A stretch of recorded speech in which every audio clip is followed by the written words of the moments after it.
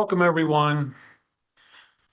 We'll just take a few seconds here to let people get situated. We're delighted you're able to join us today for UERU Town Hall on digital literacy in the age of AI. Everyone's talking about AI, even I'm talking about AI.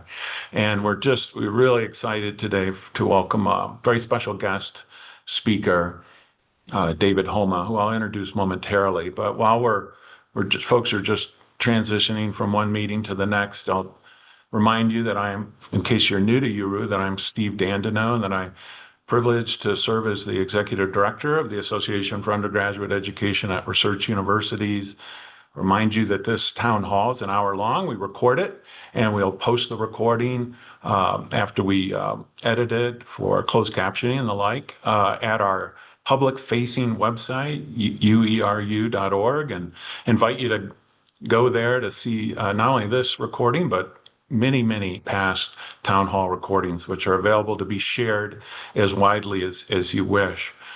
For today's format, as per usual, we will have a presentation that lasts 20, 25 minutes, something like that. And then we'll transition to engage you all in questions, comments, back and forth with Dr. Homa. And we'll use the chat. We'll use it liberally. We'll post some things there ourselves, but we'll invite you to use it for conversation on the side and to post questions if you'd prefer to have them answered that way rather than unmute yourself and join and ask directly. You're very welcome to do that, however. So again, welcome to folks. This is URU Town Hall on digital literacy in the age of AI. And I'm Steve Dandino on behalf of all our URU home office colleagues and all 141 university members and 8 international affiliates currently. We're just delighted that you're able to join us for this conversation today.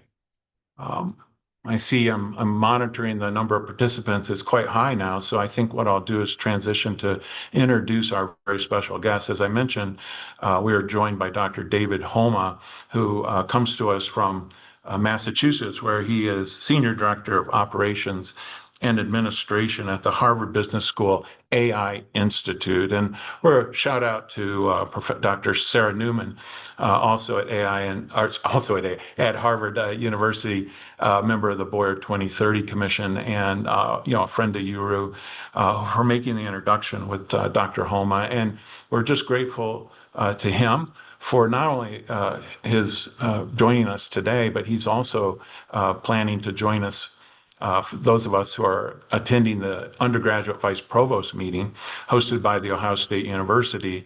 Dr. Homa will be offering a workshop for folks there. And so we're really looking forward to seeing him in person in Columbus and further digging into an issue which we all appreciate is top of mind, and one that, as we were just discussing, is not one that we will soon find off our list of priorities, because we can expect for years to come to be thinking about artificial intelligence and its role in education and society broadly. So without further ado, and with great thanks to you, David, welcome to this URU Town Hall, and take it away. Steve, thanks so much for having me today. Thanks everyone for joining. We're going to dive right in. I will share my screen. Get that all set up. Looks like it's going. And again, Steve, you couldn't have made it more clear that, yes, this is a topic that isn't going to go away soon and something we're all going to be talking about for a while. I'll dive right in and talk about the broader picture here. So we are going to talk about AI, but there's something bigger here I want to talk about, and specifically around undergraduate education. So I think I'm in the right place for this, given that all of you are interested in how undergrads engage with this technology and other subjects and topics while they're studying at your institutions. So it's going to be a little bigger than AI, but I want to leave you with something that you can take away about being proactive in this moment. A lot of us are being reactive. A lot of us are sort of seeing what's happening and trying to figure out what's next. And I think there's some steps we can take to think more long-term about this, because as you said, Steve, this is going to go on for a while. And start with some premises here. One is, using technology is a lot different than leveraging it as a tool or even shaping it in either a policy manner or how you do this in society. This can be seen sort of if you think about posting on Facebook. If you post on Facebook, that's one thing. You're sort of using the technology. Leveraging it might be using an API for Facebook to download data and evaluate that. And shaping it might be working on a policy committee to understand how that API works, or how others might use that API, or the proper how it should be properly managed and controlled in the world. And so this is different. And I think that, a lot of discussions about digital natives, use of technology, et cetera. I want to talk today more about this leveraging it as a tool and then also shaping things in our society. I think also something we need to get out of the way is that this stuff is powerful. Technology has been around for a while and it's ubiquitous. It really is in a lot of different areas inside organizations, inside people's lives, both personal and professional. So this is a big thing that covers a lot of space and very powerful. So let's jump right in and talk about what recent grads are facing today. So this quote here comes a bit from Matt Sigelman at Burning Glass. If you know them, they study people in the workplace. And this was, I thought, something interesting, an interesting place to start. A lot of the jobs that we're talking about being vulnerable, a lot of the work that's changing with AI is actually some of the same jobs that are empowered by AI. And this sort of brings us to this point where AI and the use of AI is going to be important to people transitioning into new ways of doing work. A lot of times the same jobs. Interesting work done also by Karen Brennan at the Harvard Graduate School of Education, where she's worked with a lot of non-technical students on vibe coding. And she said, one of the most powerful things is just the ability for people to take on these tools and do things that they want to do that they weren't capable otherwise. But she also noticed how stuck they got. And I think there's a bit of a limitation in there about how people approach these tools and how approachable they are for people outside of technology fields. One of the reasons for this, and it's not the only reason, but one reason is this drive that pushes towards complexity of the products. The companies that are creating these aren't necessarily creating these for the good of the world or to make the world a better place or for even people to use them for all kinds of very specific purposes that they may want. They're actually driven by profit. I mean, these companies are big tech companies, huge investments, and they have to get a return. And you'll see this in some of the products that are most used, Cursor, Claude Code, et cetera. There's been this progression of sort of the hobbyists, the people who use this on the side, people that maybe play with a little bit, and then AI native startups just diving in on these tools and making them really core to their function. And then this has become very big with Claude Code, and probably you've seen in the US government, the reliance at the enterprise level on some of these tools, which means for these companies that they have to be delivering quite a bit of value for the cost, especially also recover the investment. And when you think about that, the complexity is where the power is, and they tend to move the products towards where the power users are. And this is kind of what you see in technology overall. And you can see it even in the short amount of time that we've been playing around with AI, generative AI, et cetera. So we started with the chat window. Then not too long, custom GPTs where you could constrain the responses. And then, of course, agents, people are talking about deploying agents. Now they're talking about orchestration, where you have lots of AI components in an environment, creating things automatically, checking them, deploying them, et cetera, and then beyond that. So you can see that the power is in the complexity. So while the tools seem easy to use, for most people using them, as we look into the future, there's going to have to be an upskilling that takes place for them to engage with these. There's just going to be no avoiding that. One way to look at the type of skills that might be needed is to look at an interesting work that OECD has done. In 2023, they added something to their survey of adult skills. They use, obviously, looking at standard literacy and numeracy over standard techniques and methods they have for a while, but they added something called adaptive problem solving. I have a bit of a summary here, but basically they're trying to achieve goals. You're taking in lots of information, and you need to apply it towards some kind of solution. And it's really interesting because this is a skill set that they think is new and modern. I'll tell you something about the scoring on this. They score it 1 to 5, and basically at the level 4, someone's really being able to capture a lot of information and then complete a task with that information. And what's implied here is that they're actually leveraging technology. And I'll talk about how technology figures into this. But there's an interesting parallel when you look at the scoring inside the US, because there's a small percentage of job openings that require advanced technical skills. And roughly 6% of the adults that score at level 4 or higher sort of match the number of jobs that there are in this technical space, saying that there is some kind of connection between these types of adaptive problem solving skills and the type of jobs that where they get leveraged the most. And the stats on the number of jobs come from CompTIA there. A little note though about whether this can be taught. Where are these skills coming from? If it's such a small percentage of the workforce that seems to be have them, the question becomes where does it come from? And this gets into why they changed this standard. They had a past standard, which was basically, could you use a tool or a computer to, it's problem solving in a technologically rich environment was their term for this. But they wanted to tease out the idea of the thinking about these type of problems from the actual tools and the specific tool use, which is where this new idea came from.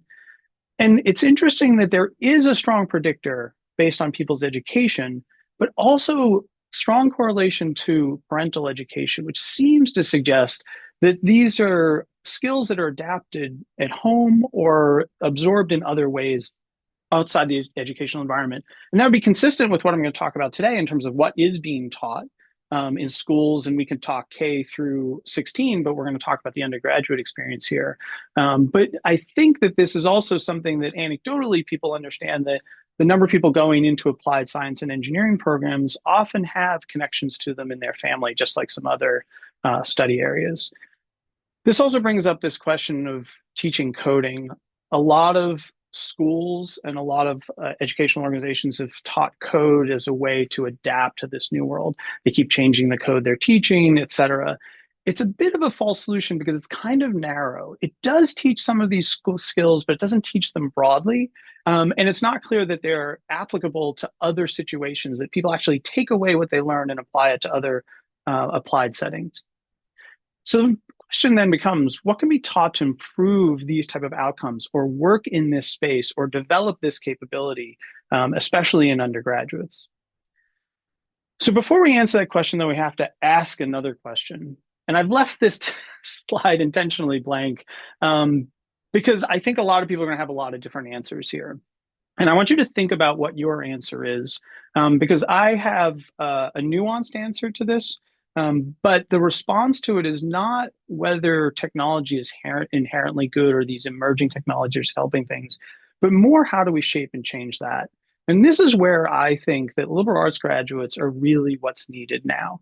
These graduates study various background subjects and develop skills that could apply to helping us understand how to navigate this very difficult situation. I think they're the right people for it. The right people for it, the right training, the right education, the right thinking. Except for one thing, I think that liberal arts curriculums are missing in art. I think there's a section that's missing about the way they think and the way they come to solve problems that is and can be taught, but something we want to add. Many people talk about the liberal arts as teaching modes of inquiry, and here's just an example of three. These are fairly common ones. But again, the idea is that the liberal arts teach you how to think, how to problem solve in different areas. And sure, you take away facts and knowledge that might be in historical or how to manipulate equations or maybe how to use language.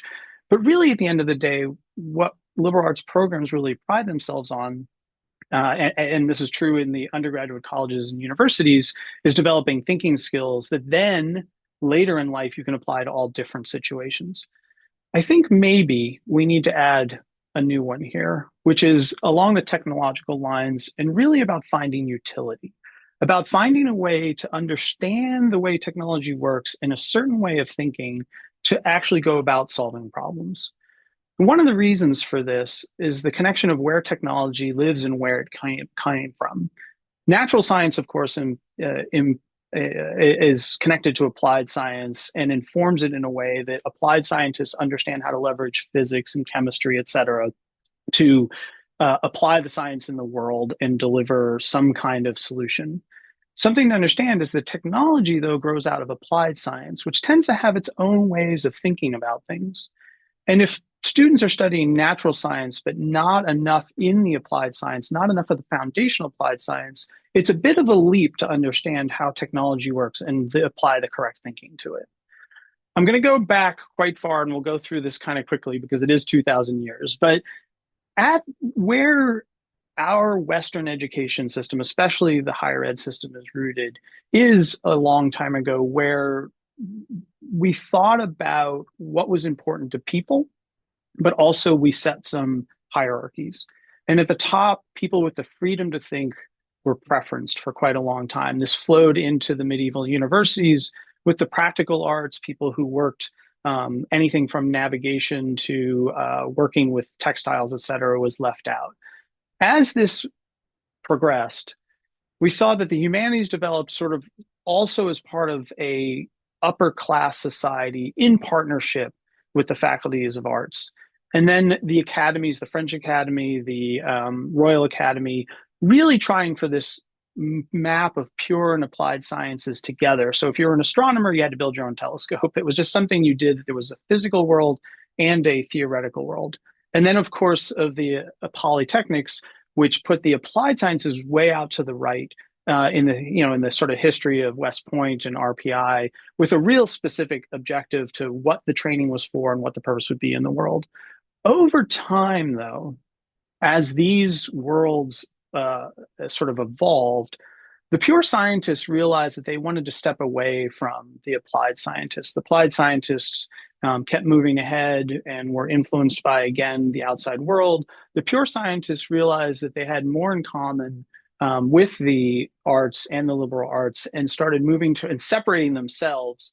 And the universities over time were willing to bring them into the fold. So you end up with the humanities and the natural sciences, the social sciences evolving out of a little bit of the humanities and other areas, but really, sort of codifying this modern university model with the applied sciences well outside. Now, well outside, they're still inside the university, but usually a separate college, a separate school, et cetera. One of the things I want to talk about here, though, is that it seems like there's something else going on here. The polytechnics and the specifics are sort of actually carving their own path, while the pure and natural sciences were pulling away from something. And it seems like there's another force at work here, not just the hierarchy of, well, thinking is more important than the actual physical work, although I think that's still a part of it. But what else is going on out here is the Industrial Revolution, the digital revolution. And what that represents, quite honestly, is a lot of industry and money. And the applied schools have been more interested in joining that world to some degree, while the pure schools have tried to avoid it or stay away from it or become influences. Certainly, there's crossovers in the natural sciences and other areas.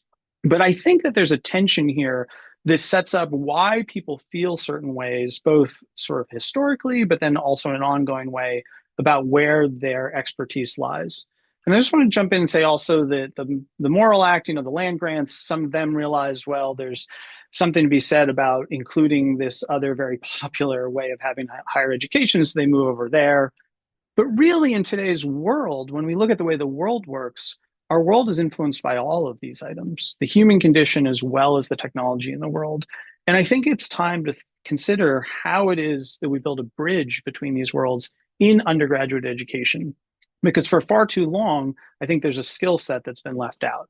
It's not an original idea. The Sloan Foundation had a program called the New Liberal Arts, the end of the 70s and the 80s, where they would infuse liberal arts education with technology information. I think one of their limitations was they didn't go after a new way of thinking. They actually went after just sort of an awareness campaign.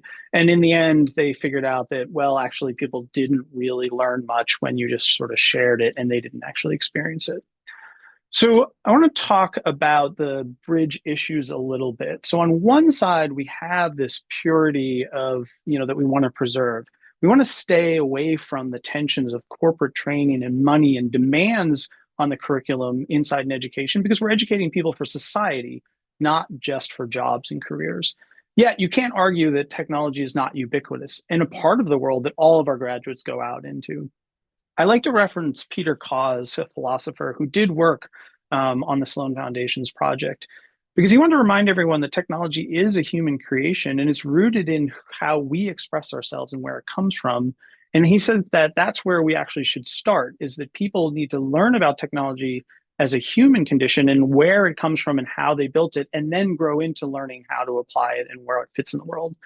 So when we look at liberal arts students and students in undergraduate colleges, we are striving that they serve two purposes when they pay for these very expensive educations, that they will have something that they can leverage in their career and also a contribution to society. And this becomes a tension between what curricula we want to offer and how the school goes about doing it. So this is a good point to step back and talk about AI, because does AI sort of make this obsolete, this argument that there's a different way of learning engaging technology because technology itself is getting easier to use? What could be easier than asking an English question of a system and having it give you an answer? And I'll bring you back to this point from before. This, in a very short amount of time, AI has evolved in complexity in ways that people hadn't really predicted and can't really predict. And it's not going to remain easy and accessible to everyone. The most power is going to be the most complex. And if I did a survey of the people here today, how many have used chat? A lot of people, custom GPTs. I'll probably build some agents, maybe some experimentation. We started getting into orchestration, probably a fewer number. And then we get to that blue question mark at the end, which is probably a lot of question marks. And we're only a couple years into this. I think that there's actually something bigger at play here, that while AI is the latest technology, and I put an asterisk there because it is complex and it is very changing, it is just the latest technology. So if we remind ourselves, we're in this situation again where there's pressure from industry and students and families to have outcomes from this big investment in their degrees. And it's a pressure that schools generally don't appreciate, but know they need to react to. And if you saw on the history slide, there was the Yale report of 1828. It's interesting that if you dig deeply into that, some of that was driven by families sending their men, their young men, off to Yale and asking, in this age of industrial revolution and the sciences, what am I getting for my money? How are they going to survive in this world? So we go all the way back to, this is not a new phenomenon where there's this tension between what universities and undergraduate programs provide for their students to get them out in the world and what we think they need and what the world thinks they need. Certainly, AI is about career training right now. People are saying that, if you don't know where you're going to end up, you need to know how to use these things. But my question is, there's something more foundational. And what I've been looking into, and the one thing I want to share with you today, this is the big takeaway, is I think there is something more foundational. There's something that we can actually teach these students that is a lot more interesting than just teaching them the latest AI tool, and hopefully will last a little longer. So my work over a couple decades of observations in the business world where people have been trying to apply technologies, and I was responsible for making that successful. A number of years of research into what actually people were using and leveraging as expertise and tools. And then the experience of workshops and seeing outcomes from this has led me to model a new mode of inquiry based around knowledge and skills that lend themselves to leveraging technology. And I have a deeper dive on this, but we'll save that either for the future questions or workshop. But one of the things that's important is this is done while leveraging technology. But the mode of inquiry doesn't change. And I think this is what's needed in undergraduate education. Undergraduate education is about skills that you'll use for a lifetime. And the technologies can change. And I've already evolved my workshops several times now as the technologies have changed, but the underlying skills are still there. And I think this meets that requirement of finding utility. It also answers this question of OECD adaptive problem solving.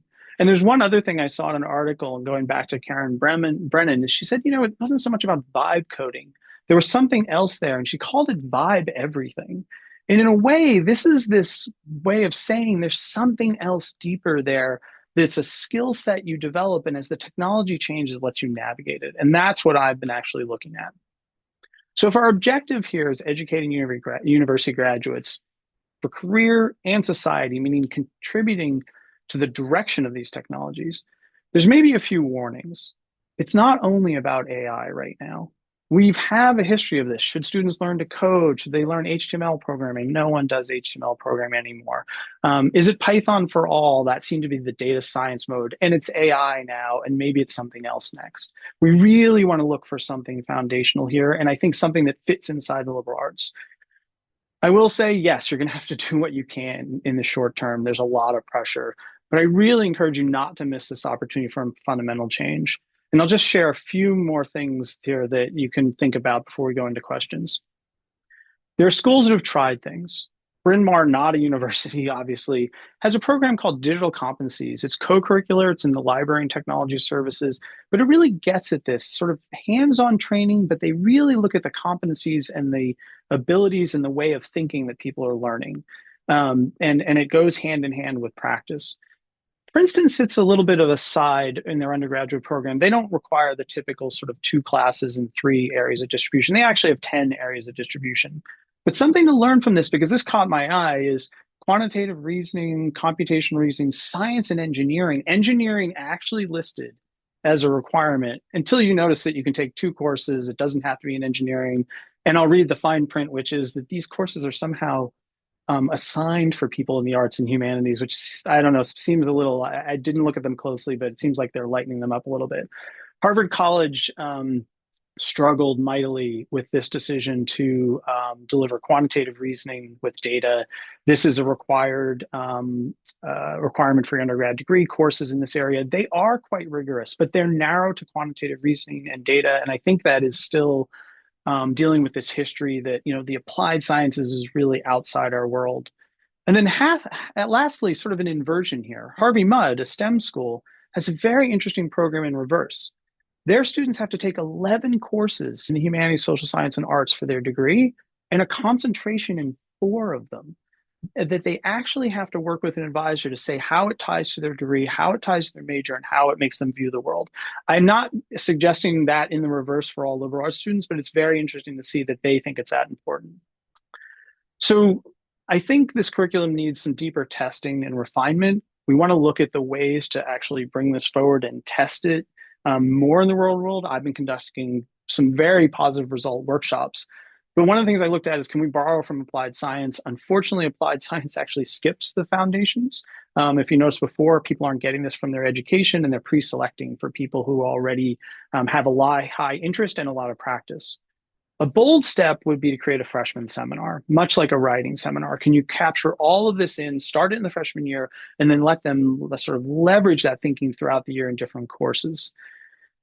There's a practical approach. You could create an applied technology minor. I think this would be a very popular minor, especially with students who want to appease their parents, but also for practical reasons, to bring what they learn in a minor into their majors while we can strengthen the majors. Because I think it's really important that we hang on to and invest in the humanities and the social science and the natural sciences while still acknowledging the technologies. And then, of course, there's the university compromise. We have 2 and 3. 2 and 3 is the famous 2 courses in each of the 3 areas for the distribution. We could, of course, make it 1.5 and 4 somehow. I'm just going to cross that out and say, really, forget I said that, but I want to throw it out there because I know that's going to come up. So the final context here, the liberal arts has been expanded before. Natural science didn't live there. Even the humanities were outside it. It's actually something that could be seen as artificial, a separation for some legitimate reasons, but also perhaps the way the world is, issues that we want to overcome. But when we overcome it, we want to overcome it with a compatible way for the liberal arts, rooted in the liberal arts learning, a way that's not teaching tasks or skills just for the use of them, but a bigger way of thinking. And then this could be a foundation for exploring other disciplines, certainly the majors that we all really are proud of and should be investing in. So I just leave you with that AI is an opportunity to be proactive. I know a lot of you have to be reactive right now in the moment, and I think I wanted to share a way that you could be proactive and think about a longer view of what's changing in the world now. I'll turn it back to Steve if you want to. Thanks, David. This was terrific. There's a lot there. A bit of a whirlwind. I know the 20 Yeah, minutes is it's a big thing to do in 20 minutes. I could feel everyone thinking right now about what kind of question to ask. And I will start putting people on the spot unless I see some raised hands. I know it may take a while for this It might take a second. to That's okay. sink in, which, again, everyone knows how to reach me. Well, no, there'll be, okay, so I see a hand up from Bruce Linthal. Thanks, Bruce. Hey, thanks for that, David. As I was listening to you unfold, there was a lot of that that skill set that we get from this applied technology, this applied science. And I wonder if you could really help us unpack what is what are those fun? I know you had a slide on it, but I wanted you to go in more depth. What are those fundamental, yes, skills? Yeah, I can share this after. There's two slides here that cover more and more depth. I'll just leave it up here for you guys to read, and if you have questions, you can shout them out. And I'll just say a little bit about how I work to uncover this. So, working with those people who are quite facile with technology, spend a lot of time digging into what is it that allowed them to do the things they did with technology, understanding new technologies, applying them, solving the problems. And several themes did emerge. This is part of the list of them here. I then tested those and actually gave some of these people obviously experiments to run and observed the way they solved problems. And I would say it does sort of tease out into this world. And this is where I said that this is the curriculum that needs developing. But what I've done with my workshops is take this foundation and then map it to ways to teach practicing these skills on the technology. So you get the benefit of both, right? You're seeing and exposed to the technology, but we're teaching something more fundamental. And I'm happy to share this in the presentation when we go around because, and again, in 20 minutes, it would be a little hard to go into this specific. I wanted to set up the concept. Thanks. Bruce is at UPenn. Kim Warren, University of Kansas. Thanks for this presentation. I was really interested in one of the last things that you said about implementation through first year seminars or a minor or something like that. I wonder if you could say a little bit more, if a university were to develop a minor or minors, would that type of minor have to live in a certain department, or where are there examples? Right now, yeah, Kim, great question. Right now, there are really no examples of that type of minor, despite me advocating for them across a number of schools and actually people giving a lot of thought to this. Recently, I've heard priorities changing and them thinking about this more carefully. It could live multiple places. I think there's a lot of tension for it living inside the applied sciences. Again, I don't think they necessarily have the foundations, but the faculty there do understand these concepts. When I've worked with applied science and engineering faculty, they get these concepts and they see how they can work. But I think it might be in another department. And this is an important point. I gave examples, but I think every institution is going to have to figure this out a little bit on their own. Because each institution is different and unique and they have different departments. Some, like, Carnegie Mellon has their own school of science, right, which is separate from the Faculty of Arts and Sciences. So I think depending on the institution would be depending on where it fits. Hope that helps. Tony has her hand up from Utah. Hi, I was wondering if you saw the sort of micro credential and digital certificate kinds of role fitting into this, some way embedding micro credentials or embedding certification programs into humanities programs and things like that as a piece of this puzzle, or is that a little too skill specific and not really the broader picture? My sense is that it's a little too narrow and then they end up being targeted, especially the sort of certifications. What we're really going for here is, a broad way of thinking that then can be brought to their other classes. That's why sort of the idea of doing it early in their career, because as you can imagine, and we're all seeing this, every discipline is changing because of AI. And those advancements are going to continue. And we want to actually prepare students early on for moving into those areas of differences and changes. So I'd say something a little broader. It's not to say it couldn't start there. It's sort of what Bryn Mawr has been doing, is they have sort of this little co-curricular thing you can go through the units of. But I'd say that actually isn't going to solve the problem for the broad swath of undergraduates. Comments are appearing in the chat. I wonder if I could Yes. invite Brad, maybe pedophiles from Batman to expand on his lengthy post? Yeah, I'd love to hear about this because I Sure. can't keep track of everything. Yeah, We're putting you on the spot, Brad. Thank you. it's okay. It's a new minor that was proposed by actually our School of Engineering, and they sought a partnership with the School of Com to create not a programming focused minor, but it's a more holistic, comprehensive ethical minor, I guess, on collaborating, human AI integration, basically. Yeah. And just reading it, that's actually, I think it's a really great start. What would be interesting is to hold up sort of what I've put on the screen here and what I'll share, and then actually share that with them and say, are there other areas they might want to explore? So I'm here on the second slide that really looks at the skills. And some things you'll see about here are sort of the style of learning and the sense making that's necessary for this type of situation. And again, this is based on how people actually do this in the real world, the way they generalize knowledge from one problem to the next, the way they seek out experts. Like, you would think that would be a natural thing, but when it comes to technology, it's like you don't know where to look. And a lot of the learning becomes unstructured. There is no manual for this. If you've ever figured out, ever seen someone like, especially someone younger in your life, says, "Oh, give me that, I'll figure it out." They're using this version of unstructured learning where they're learning things from every source. And so, Brad, it'd be really fascinating to learn more about this collaborative intelligence program, and then also hold it up against some of these and see if they would be interested in expanding it at all. Yeah, sure. Happy to talk. Oh, I wonder if Dr. Washington from Howard University wants to come on and maybe talk about what she's been posting. Hi, good afternoon. I'm a latecomer. Can you see me? Thank you. We okay? appreciate it. So, Ed, Howard, we're launching a Fundamentals of AI certificate in the fall. And the way that we essentially built it was I grabbed, our subcommittee thought it was crazy, but that's okay.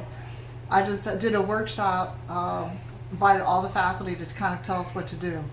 And so we modeled it after the University of Florida's certificates, 3 courses. And the way we crafted it was we have an intro to AI tools and technology.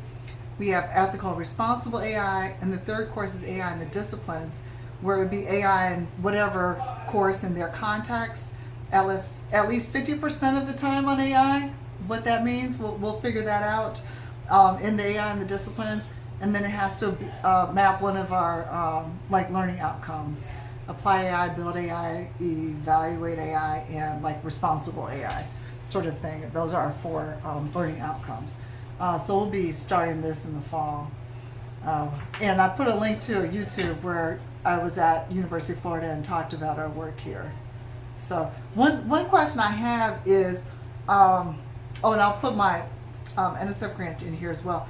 One question I have is, I'm seeing all these AI literacy frameworks pop up, right? And Department of Labor is very much applied because you're talking about workers from across the spectrum, so to speak. Yeah.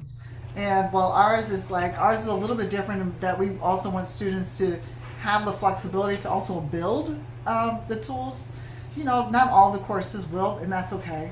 But has there been either an assessment aggregation or let's look at all of these AI literacy frameworks, shake out commonalities and what should guide our thinking in what it means to be AI literate? This is one of the open questions I have thinking about I have an NSF research coordination network, and I kind of want to pull that conversation. I haven't seen it yet, but I may have missed it. It's a great question, and one of the ways though that I think about it is, again, to generalize AI. And I know that's really hard in this moment where it's just everywhere.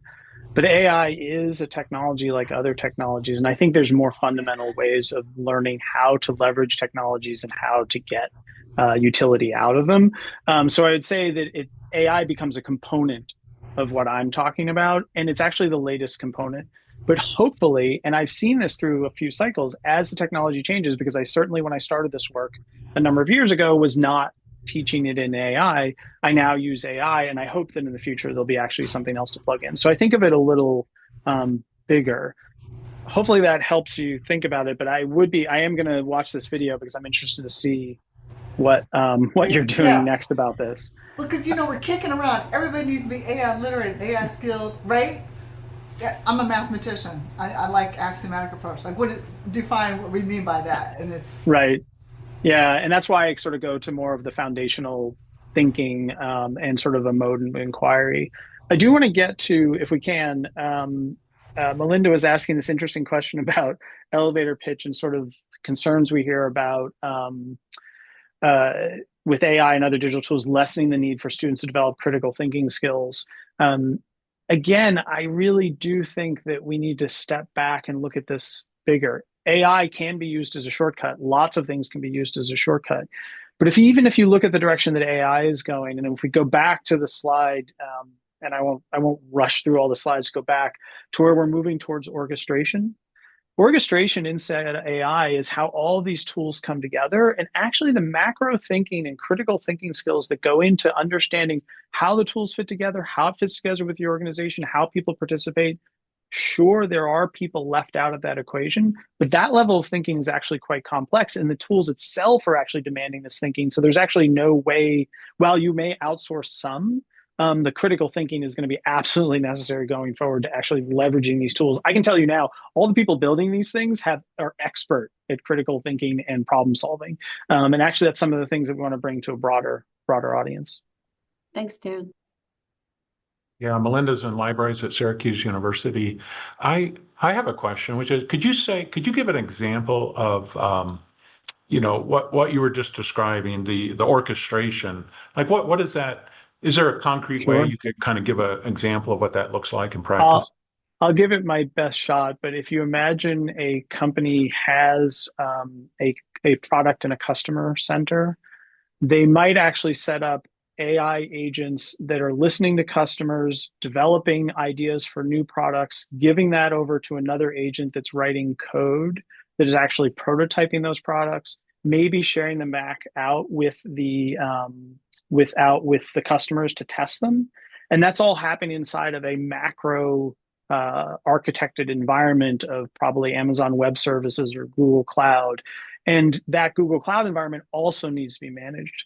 So what they're actually talking about is basically AI managing basically a whole organization, but it's orchestrating, the tool itself is orchestrating all those activities, both the infrastructure, the tools, the development, et cetera. And as you can imagine, conceptualizing something like that, setting it up, running it, adapting it, changing it, understanding what is good outcomes, understanding how it interacts with people, with your customers, understanding how it might actually work to conduct scientific research, or even understanding how it might work to solve problems inside understanding complexities inside the law. There's ways that these orchestrated environments can actually give us different perspectives and actually do a lot of work autonomously. But as you can imagine, they're not easy to set up and run. You don't just push a button and make them work. And this is what I was talking about. This technology is going to continue to get complex. And the skills people need are going to be continuing to work with that. And I think very soon, the AI chat window is going to be a little bit of, sort of antiquated and cute because it's a lot like trying to get a child to do something by talking to them in natural language and they don't always listen. You're kind of trying to nudge and incentivize in language. And you'll see these tools changing as they already are. So that's orchestration, which is, I just use as a very big, complex example. And apologies to those people out there who actually work in this space. And I maybe didn't get it right. I appreciate that. And maybe we could stop sharing screen and Oh then yeah, sure. I can do that. and that way we have about 10, 15 minutes left. Marco Molinaro from the University of Maryland, College Park. Yes, hello. Thank you very much for a wonderful talk, David. So, if Thanks. I'm hearing correctly, what I think I hear is that AI is just the new tool. It's not the skill set. And just like when the typewriter came out, we taught people how to type, or when the word processor came out, we taught them how to type. It didn't lead to them creating a wonderful new novel or creating the next best, science textbook. So, if I'm understanding correctly, we're getting a little distracted by doing all these AI specific type of work. Really, we should be sure, it's fine to teach AI and think about AI literacy, um, utilize it in different ways, but really we need to be thinking about how it's just another tool in our tool chest. Am I understanding this correctly? Yeah, I think yes, I appreciate that way of expressing it, and I think of this in two parts. One is I'll go back to that asterisk. AI is different. I mean, it is a phenomenal technology that we have yet to see, what it's going to do. So, we don't want to underestimate the power of, what it can do and what people can do with it. So it is just another technology in my sense of the world, but we all have to accept that it's a very different one and it is big. But I think you're right also. And I would just say that I feel like we've been already behind. And actually, this is why there is so much panic. Had we been teaching some of these skills all along of how for people to leverage tools for themselves or have strong opinions about them or take this into the public debate based on their knowledge in these skills, we might have shaped where we're headed differently. The tools might not only be built by a very small subset of the population who have the skills and the capital to go and build these things because we haven't been inclusive. If we go back to Peter Kause, the philosopher, this is a human creation and it should represent all of us and all of us who think about what technology does or takes away from our lives. And so I think that what I really do want to reinforce is yes, this idea of learning is going to extend much farther in the future than this moment of AI. It's a bit of a panic. People debate on how long it's going to take for effects to, comparing it to other generalizable tools like electricity, et cetera. And I think we do have time, but I agree with you that we don't want to be distracted. It's too easy to be distracted by what, again, we've seen this before, companies and commerce demand of our education system when our education system should be foundational thinking about the rest of people's lives. We've seen some tremendous change in 2 years. That's less than an undergraduate education. And we're trying to educate people for a lifetime, which is only getting longer. Thank you. Thank you for that. David, maybe you could speak a little bit more to the equity concern that you just raised. We're a group that many of us are, uh, think that the Boyer 2030 Commission was correct when they defined excellence and equity as simultaneous values that can't be separated in a democratic society. And do you have thoughts about, what are the challenges and opportunities that AI may pose for us as we pursue that lofty but nonetheless very traditional and entrenched cultural goal in our society? Yeah, one of the things that I'll start with is that my work actually did start out of understanding who had access to leveraging technology and who had a say in its building and in its use and how and sort of how it evolves. And very quickly you realize, as I just mentioned, that it's actually a very small part of the US and a few other countries' populations that participate in the creation of this technology and actually the driving of its direction. And I think this is where at the top of the conversation we said, like we really need the liberal arts students. We need the history majors with the perspectives on what's come before. We need the social science majors to understand how humans interact with their world and what we want from it, as well as the psychology majors, as well as the English majors and the French majors, and all the people who think about the world in different ways from the way technologists think about the world, because we want our technology to represent all of those views and serve all the purposes of a wider group of people. My feeling, though, is that, and we see this in the employment, and we don't see tech companies hiring lots of these graduates for a couple reasons. We also don't see these graduates enforcing their civic obligation to challenge the technology companies. If you watch any Senate hearing, it is disconcerting to see the limited amount of knowledge between the technology executives and the people trying to hold them accountable. And what I'm interested in is trying to bring more of that knowledge, ability, and confidence to using technology to a broader group of people. And I think it's an obligation of our universities to do that. So I do see it as an issue of equity. And I think that there's actually something that universities can do about it. Appreciate that answer. Further elaboration. I know you touched on it earlier. Mark, do you want to come on from IU Bloomington and pose that question? Or not? Oops. Sorry, I was having trouble getting my computer to Thank the you. camera to come in. I guess the notion of orchestration to me seems to be giving a distancing the AI from humanity in the sense of you're setting a thing in motion that maybe is a machine that moves of itself after that's happened. And how do we make sure to maintain some control over intended outcomes? Feels a little like Asimov's iRobot. Um, This is a big issue. In fact, I was reading a paper today from and if you remind me, Steve, we can add this to the chat. So faculty here, George Soltis at the business school, just released a study where they let agents actually run a business. And all kinds of unethical things happened, all kinds of unusual actions happened, not of them all good for people or even the systems themselves, but they were really prioritizing profit. And what you're getting at is how are these systems built? What is the priority and their objective when they're built? Is it performance? Is it engaging with our world, et cetera?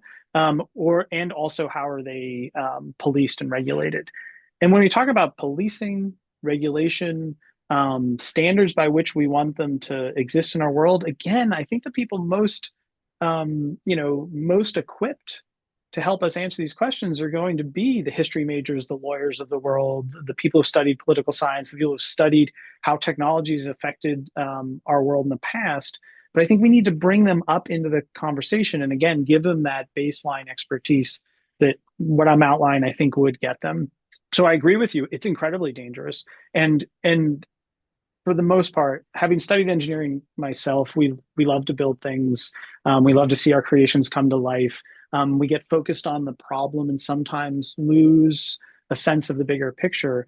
But for the most part, in a large sense, those are the people building the tools we all live with. And I think more people should be involved. So you're absolutely right. There's risk here involved. And I think the way to mitigate that risk is to have more people with wider perspectives involved in both the design and the regulation of this.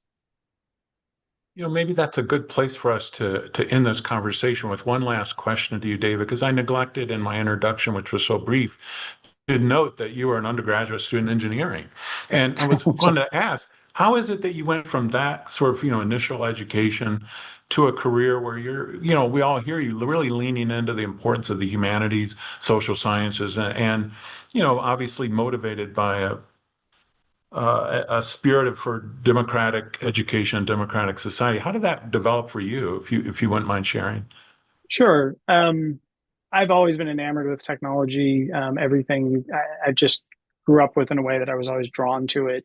And then self-selected into an engineering program. And then as I experienced the world, I noticed how people struggled with this technology. I noticed how my job was responsible for bringing technology and people together in so many ways. And I think that, I credit with my parents with me being raised in an environment that was not only technical. My parents were educators, and my siblings are not in the tech sector. And I think of myself as someone who grew up in a world who had to bridge that environment. And then as I came of age and was given a bunch of responsibilities in the world, I think I really leaned into thinking about how the people experienced it from their perspective. And for me, it became important to assist with those people and help try and figure out it's not about them or where they are. It's actually about the technology. And so my perspective changed, and I've spent a great deal of my career since then trying to figure out how to bridge these worlds. Well, thanks for sharing that. Appreciate that. And thank you for offering this perspective. And what we'll do is we'll collect some of those materials you've mentioned Yep. and send that back out to all those who've joined today, as well as those who registered and weren't able to join us. And just to repeat what I think most of us know, UERU is recording this town hall.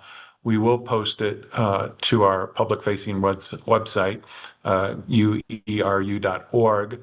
On behalf of everyone here, David, would thank you so much again for taking time to share this point of view. And, we look forward to seeing you at The Ohio State University in June. And, we hope to keep learning with you and be in touch with you because we know your research projects and your concerns involve undergraduate education broadly, but at research universities particularly. And we're grateful for this connection and for the mutual learning that we can have as a result. So many thanks to you and many thanks to all those who've joined us today for this great, great discussion. We appreciate Thank you, it. Steve. Yeah, please. Yeah, thank you, Steve, and thanks everyone for joining. And please reach out if you have questions. That's very kind of you. Thank you so much. Everyone have a great rest of your day.